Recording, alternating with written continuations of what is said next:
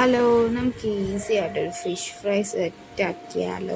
അപ്പോൾ ഇതാ കുറച്ച് സാധനങ്ങൾ മതി. അപ്പോൾ ഇതാ ഇഞ്ചി, വെളുത്തുള്ളി, പച്ചമുളകിന് പകരം നമ്മൾ കാന്താരിയാണ് എടുത്തേക്കുന്നത്. പിന്നെ മുളക് പൊടി, ഉപ്പ്, കറിവേപ്പില, പിന്നെ ഒരു പകുതി നാരങ്ങ നീര്.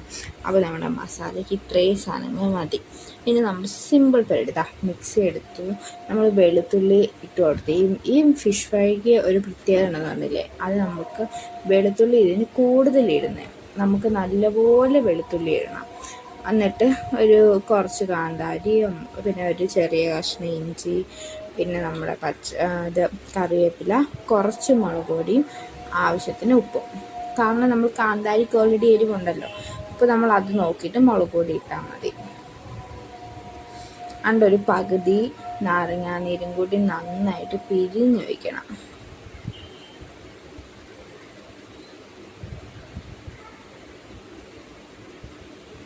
എന്നിട്ട് ഇത് നന്നായിട്ട് മിക്സിയിലിട്ട് അരച്ചെടുക്കണം.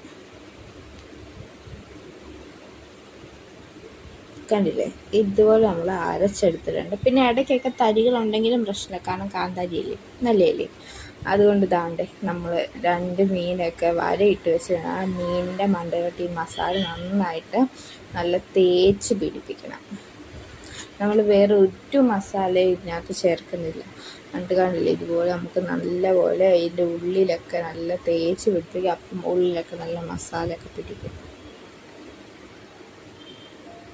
പിന്നെ നാരങ്ങ നീര് ഒഴിച്ചാൽ മീൻ നല്ല സോഫ്റ്റും ആയിരിക്കും. പിന്നെ ഇതുപോലെ നമുക്കിതൊരു അരമണിക്കൂറെങ്കിലും നമുക്ക് റെസ്റ്റ് ചെയ്യാൻ വെക്കണം. ആ മസാലയൊക്കെ ഈ മീനിനകത്തോട്ട് നല്ലോണം ഇറങ്ങണം. അപ്പോൾ നല്ല ഫ്ലേവറാണ്. അപ്പോൾ നമുക്കിതൊരു അരമണിക്കൂറെങ്കിലും ഇതൊന്ന് മാറ്റി വെക്കണം. തേച്ചിട്ട് നമ്മളൊരു അരമണിക്കൂർ നമ്മൾ മാറ്റി വെച്ചിട്ടുണ്ട്. ഇനി നമ്മൾ ഗ്യാസ് കത്തിച്ച് എണ്ണ ഒഴിച്ച് എണ്ണ നല്ല തിളച്ച് വരുന്ന സമയത്ത് നമുക്കിതിനകത്തൊരു കറിവേപ്പില ഇട്ട് കൊടുക്കാം. ഇങ്ങനെ കറിവേപ്പില ഇട്ട് കഴിഞ്ഞാൽ മീൻ അടിയിൽ പിടിക്കില്ലെന്നൊക്കെയാണ് പറയുന്നത്. നമുക്ക് നോക്കാം. അപ്പോൾ നമ്മൾ മീൻ ഇട്ട് കൊടുക്കാൻ വേണ്ടി പോവാണ്. പിന്നെ മീൻ ഇട്ട് കൊടുക്കുമ്പോഴത്തേക്കും ഒന്ന് ജസ്റ്റ് ഒന്ന് ഇളക്കിയിട്ടിട്ടാലും അത് അധികം പിടിക്കത്തില്ല. ഈ സിലോപ്പിയ, കരിമീനൊക്കെ പെട്ടെന്ന് പിടിക്കത്തില്ലേ, പക്ഷേ ഇങ്ങനെ ഒന്ന് ജസ്റ്റ് ഒന്ന് ഇളക്കി കൊടുത്തു കഴിഞ്ഞാൽ അത് പിടിക്കത്തില്ല. നമുക്ക് മറിച്ചിടാനൊക്കെ സിമ്പിളായിരിക്കും.